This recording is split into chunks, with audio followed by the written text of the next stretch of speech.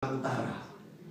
Karena yang satu bilang utara itu di sana, yang satu bilang utara itu di sana. Tapi intinya apa? Intinya satu, mereka menunjuk pada gunung. Saudara lihat itu ya, betapa lokalitas itu menjadi sesuatu yang kalau dipahami itu luar biasa.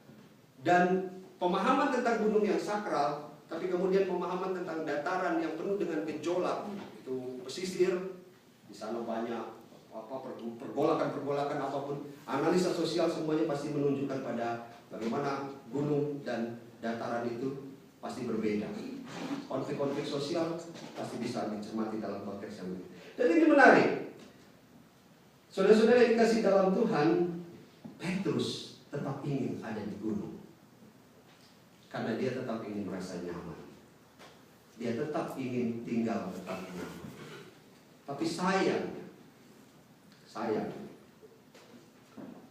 justru Yesus tidak ingin tetap tinggal di gunung. Ini luar biasa. Orang berpikir bahwa gunung tempat yang nyaman, tempat yang sakral, enak, nyaman. Tapi Yesus justru ketika ayat 9 mengatakan, dia mengatakan ayat 9 kalau kita baca, dikatakan apa? Pada waktu mereka turun dari gunung itu. Artinya apa? Yesus berada di gunung? Mereka tetap tinggal di gunung? Tidak, mereka turun ke bawah.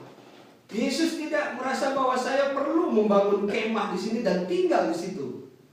Dia perlu turun dari kekudusannya, dari kesuciannya menuju ke tempat yang penuh gejolak.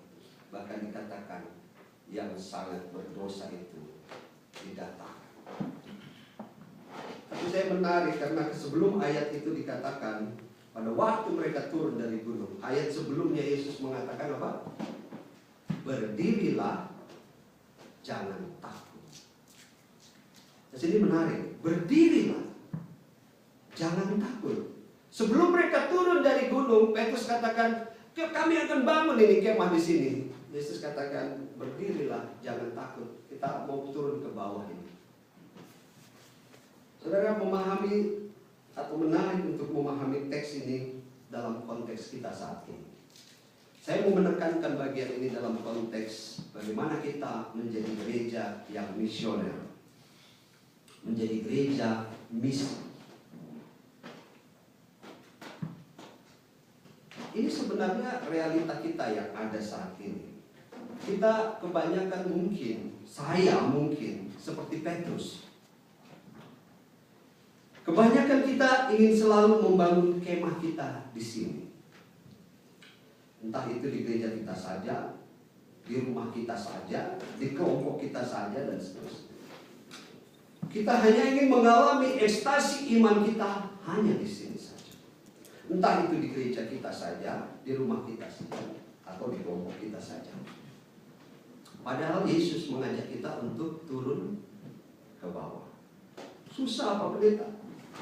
Kita nggak punya persiapan untuk itu. Kita nggak bisa melakukan itu. Tapi firman Tuhan sebelumnya teksnya dikatakan apa? Yesus katakan apa? Mungkin Petrus mengatakan nggak usahlah Tuhan, kita di sini saja, nggak usah turun ke bawah. Tapi firman Tuhan sebelumnya dikatakan berdirilah, jangan takut. Yesus mengajak kita turun ke bawah. Kita harus pergi ke lereng-lereng.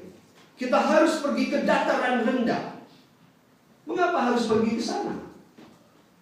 Karena juga di sana kita akan berjumpa dengan Tuhan. Kita tidak hanya berjumpa dengan Tuhan di gunung, tapi kita juga berjumpa dengan Tuhan di lereng-lereng, di tempat-tempat yang mungkin paling tidak menyenangkan sekali. Saudara-saudara, saya mau merefleksikan ini dalam visi kita atau misi kita dengan program mission trip kita pada bulan Juli 2014 ini. Mission trip ini bukan mission trip pemuda Immanuel atau mission trip youth IMPC saja. Tetapi ini adalah mission trip jemaat Immanuel. Ini mission trip kita semua. Ini untuk memaknai bahwa kita bersedia untuk pergi ke lereng-lereng atau ke dataran-dataran rendah, berjumpa dengan Tuhan.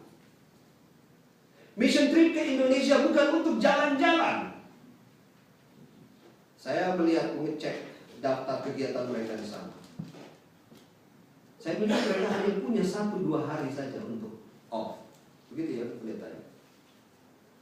Selebihnya mereka akan isi itu dengan berbagai kegiatan dalam pelayanan di sana. Bahwa mereka menikmati keindahan alam di Indonesia, di Bali, ya. Tetapi misi paling besar dari mereka adalah mereka pergi ke lereng-lereng. Mereka pergi ke dataran rendah untuk berjumpa dengan Tuhan. Tapi Pak Pendeta, biayanya besar. Siapa yang mau kerja dan melayani untuk ini? Dana gereja terlalu besar untuk diberikan kepada mission ini. Khawatir anak-anak yang baru pertama kali ke Indonesia tidak tahu atau sulit menyesuaikan diri. Khawatir di Indonesia nanti kamar mandinya pakai gayung. Maaf, WC-nya jongkok. Waktu dikasih lihat gambarnya semua mengatakan, oh my God. Panas. Banyak nyamuk. Macet. Dan begitu banyak hal lain yang dipikirkan. Panitia sudah pusing dengan harga tiket yang semakin mahal. Mission pusing karena tiket semakin besar, semakin harganya semakin mahal. Bagaimana dengan scholarship? Bagaimana dengan bantuan-bantuan dana? Dan sebagainya. Tapi cobalah baca bagian sebelumnya, sebelum mereka turun ke gunung. Tuhan Yesus katakan, berdirilah. Jangan takut. Saya mengatakan ini kepada saya dan saudara, berdirilah, jangan takut. Dan saya mau mengatakan berkali-kali dalam perjumpaan, dalam PA, dalam apapun, saya katakan gereja tanpa mission, gereja tanpa misi adalah gereja yang tidak akan pernah besar di dalam pelayanan.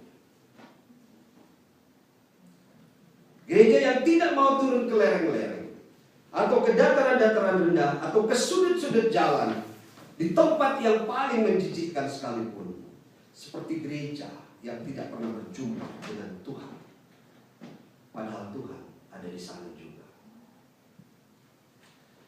Saya memberi apresiasi kepada oma-oma, kepada ibu-ibu, semua ibu-ibu di sini, yang justru sejak awal mendukung semangat anak-anak muda ini untuk bermission. Karena mereka memahami bahwa ini adalah cara bagaimana kita memaknai sebuah perjumpaan dengan Tuhan.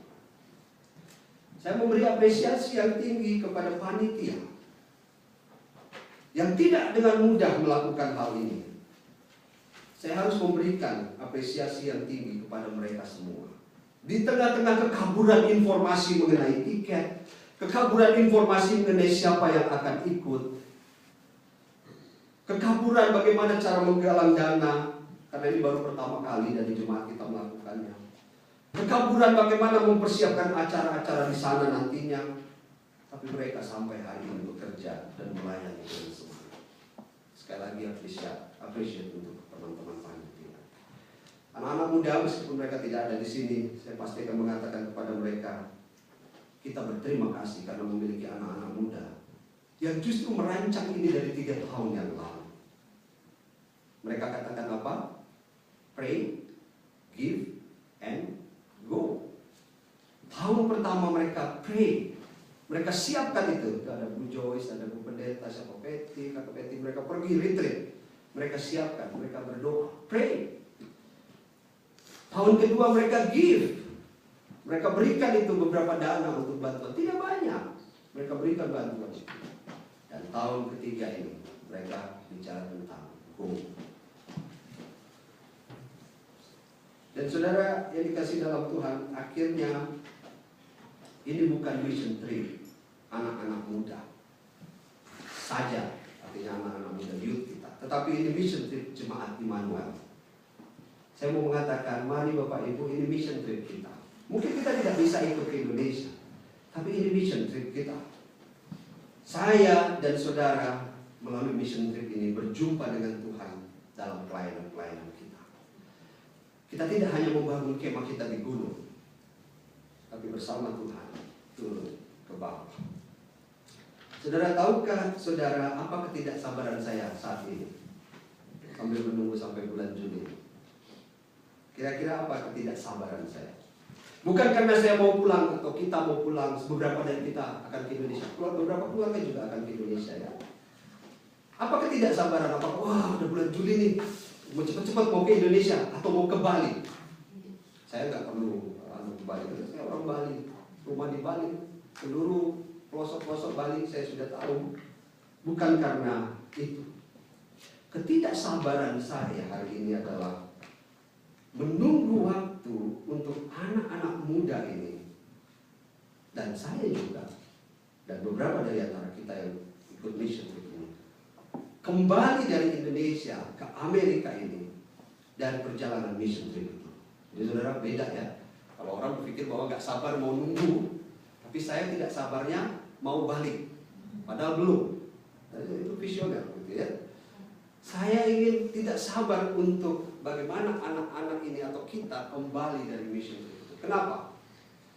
Karena saya tidak sabar untuk mendengarkan anak-anak muda ini atau kita semua menceritakan pengalaman mereka berjumpa dengan Tuhan, bersama-sama dengan anak-anak panti asuhan di Singaraja, anak-anak di desa Tigawase yang shelter yang kita tahu jalannya naik ke atas, yang berada di pantai utara dan berada di desa kecil dan sederhana di Bali.